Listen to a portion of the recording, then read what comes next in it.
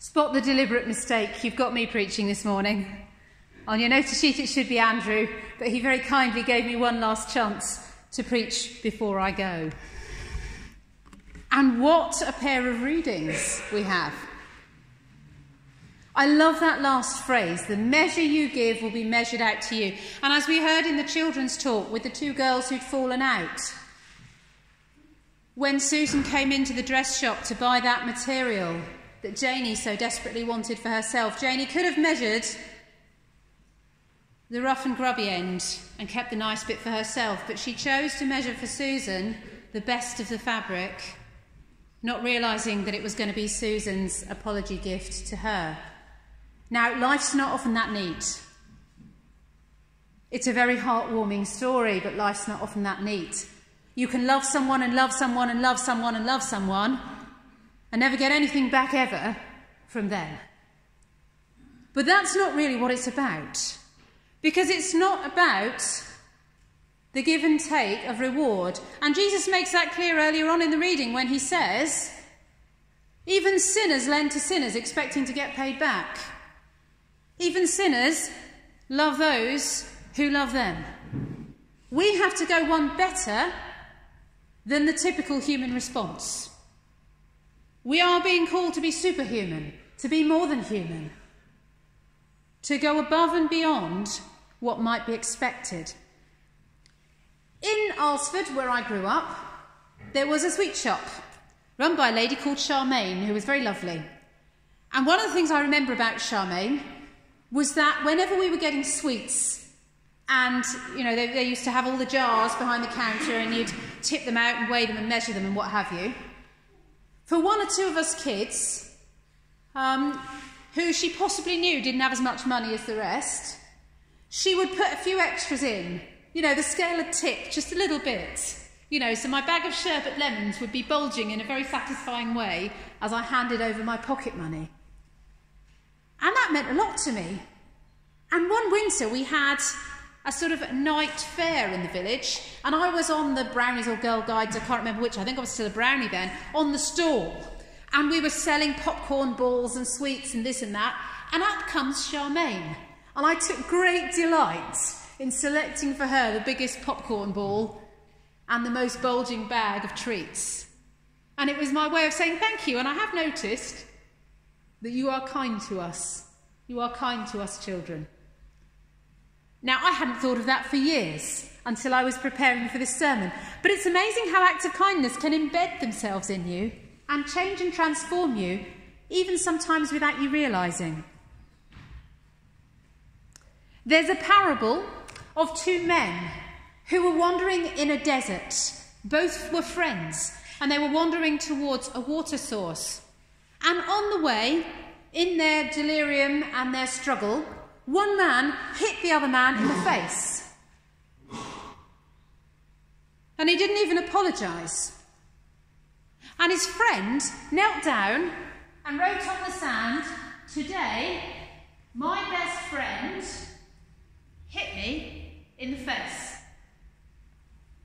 And then the two men walked on.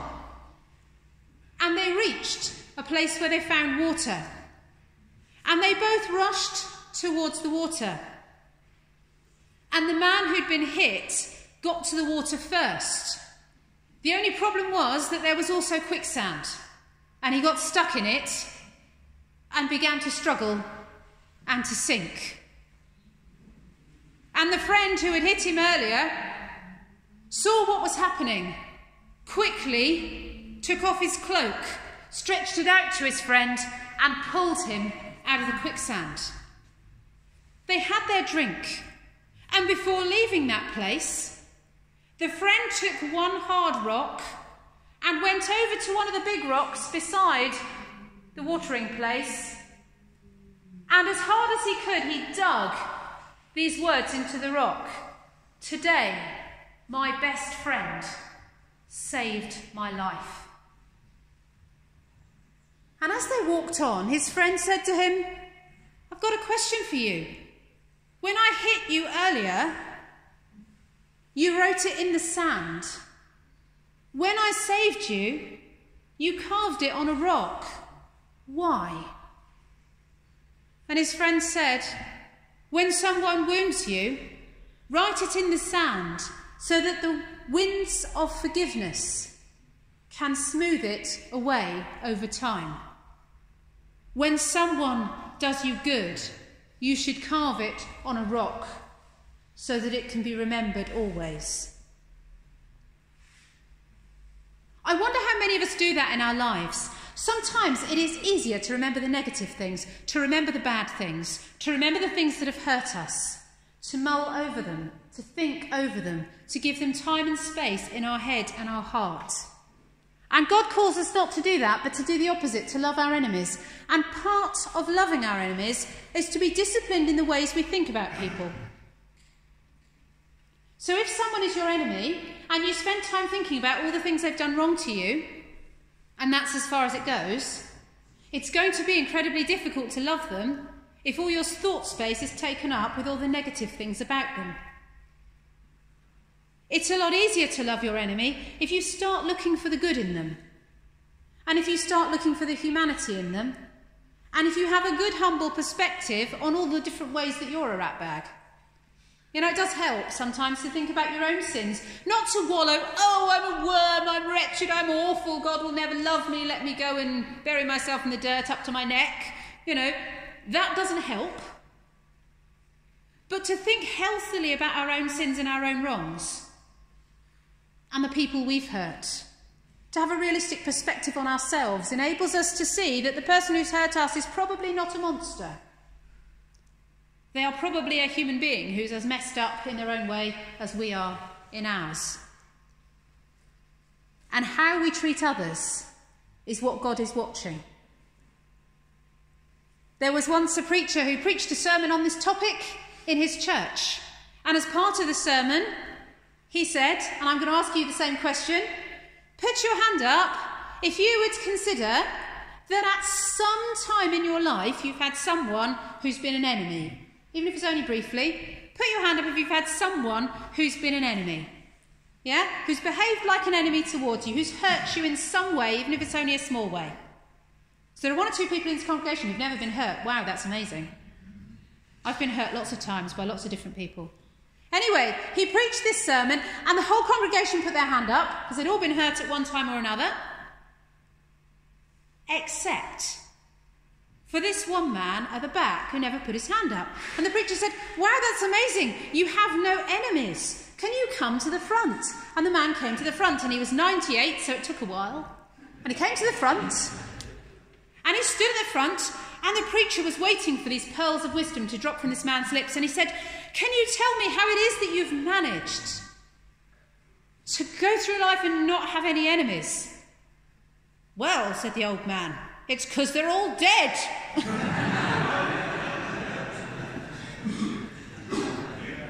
The reality is, I don't think there's one of us that's never been hurt by somebody else. I don't think there's one of us that's never thought unkindly about another human being. If there is, please see me out after the service. I'd like to know your secret, because I haven't managed it. I can't even manage it for a month, never mind for a lifetime. We all think badly of one another from time to time. Now, there are some people who misuse this reading. Love your enemies, do good to those who hate you. There are some people who misuse this and say, well, this means that if someone's abusive and dreadful to you, you should put up with it. No, that is not what Jesus is saying.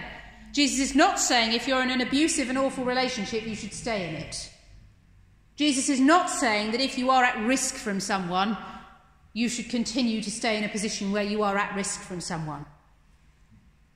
That isn't the teaching of the church. It's not the teaching of Jesus. And Jesus himself didn't live by that. John 2:23. Now, while he was in Jerusalem at the Passover festival, many people saw the signs Jesus was performing and believed in his name. But Jesus would not entrust himself to them, for he knew what was in them. Jesus knew what was in people's hearts. He didn't just entrust himself to anybody. When Jesus was teaching and the Pharisees and Sadducees and the teachers of the law gathered round and they're about to lay violent hands on him, what does he do? He legs it. He sneaks off. He disappears. He doesn't stick around to be lynched by a mob. Because he's not stupid, and neither should we be. We're not being called to be stupid. Wise as serpents, harmless as doves. You can love someone from a distance. You can do good to them without putting yourself within reach of their fists. I want to make that very clear because often Christians misuse this reading and give some very bad advice to people in abusive situations. That's not what this is about. What it is about being disciplined in your thoughts and your hearts and your actions so you don't go out and wrong the person who's wronged you. Now, I've sort of titled this last little bit of the sermon, How to Spiritually Lose Weight. There are a number of ways we can spiritually lose weight. One way is not to carry a grudge. Grudges are heavy. Don't carry a grudge. It'll weigh you down. Somebody once said carrying a grudge around and nursing a grudge against an enemy is a bit like you drinking poison and expecting them to die.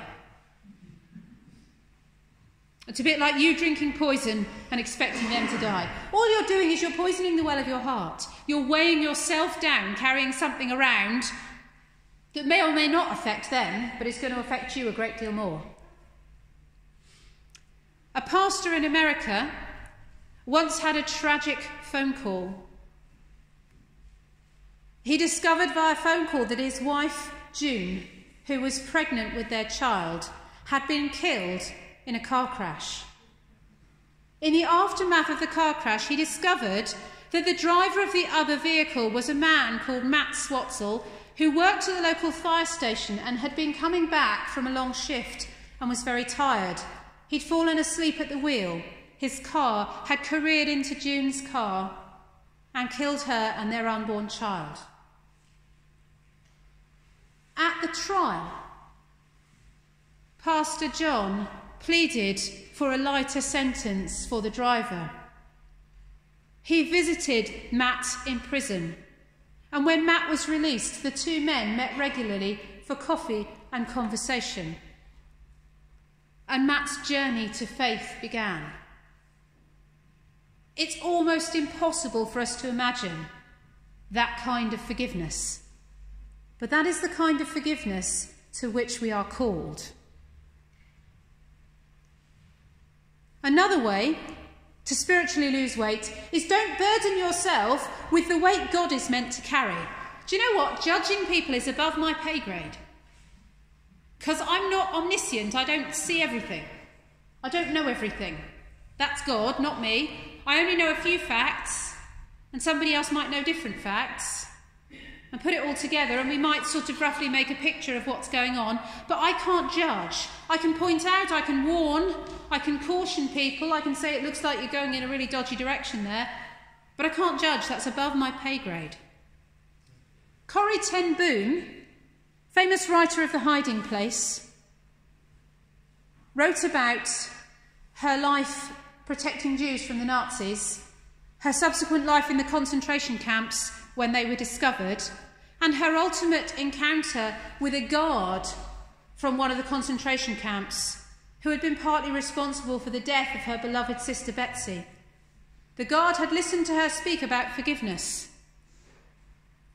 and he wanted there to be reconciliation between them, and he held out his hand to Corrie. And in that moment, Corrie did not have the strength to forgive that man for the death of her sister and the horrors that she had seen. But she told herself, I don't have to do it all in one go. All I have to do is stick my hand out and God will do the rest. And that's what she did. And as their hands met, she felt, by the power of God, a tremendous flow of love and forgiveness for this man. And the two of them were reconciled. Corrie also told a story of a time when she was a child and she was walking with her father to the station, and her father had a heavy case, and Corrie wanted to carry this case, but she couldn't lift it and she was sort of dragging it along. And he said, I'll carry that because that's too heavy for you at the moment. I'll carry it. When you're older and stronger, you'll be able to carry things like that, but not now. We are not meant to carry the weight of judgment. That's God. That's a suitcase too heavy for us. We need to let God carry that. We can barely carry ourselves. So we can spiritually lose weight by not holding a grudge. We can spiritually lose weight by not carrying the responsibility to judge. We don't have to burden ourselves with means testing people to see if they're worthy of forgiveness or our help or our love. The Bible gives us that marvellous vision of the kingdom of heaven being like a net of fish. You catch the net of fish and they're all mixed in together and they're pulled in and then they're sorted. God can do the sorting. That's not our job. I want to finish with one more story, one more image. A small boy on the beach. He's walking along with his parents and he sees out in the waves a starfish floating. Oh, it's beautiful. He wants to go out and he wants to grab the starfish, and his mum and dad are on the beach going, go on then, go on then. And he starts out into the waves and then he stops and comes back and cries. And his mum and dad say, no, it's all right, you can reach it. It's really not that deep, go on then. And he starts to go out again. And then he turns back and he cries again. And his parents say, go on, you can get it. He says, I can't. Yes, you can. No, I can't. Why not? Because I've got shells in my hands. And his two little hands were so full of the shells he'd gathered on the beach, he didn't have any hand left to go and grab this amazing starfish. I want to leave you with the thought today, what are you holding in your hands that you can let go of? I've done this exercise with you before, where we do a closed fist and we open it out. I'm not going to do it today, but I encourage you to think, what am I holding? How can I spiritually lose weight? How can I make myself lighter and more able to run with God's love towards those who need it? How can I empty my hands so that they're free to love and bless and serve my neighbour and my enemy? Because that is our calling, to love and serve people, not because of who they are, but because of who we are. Amen.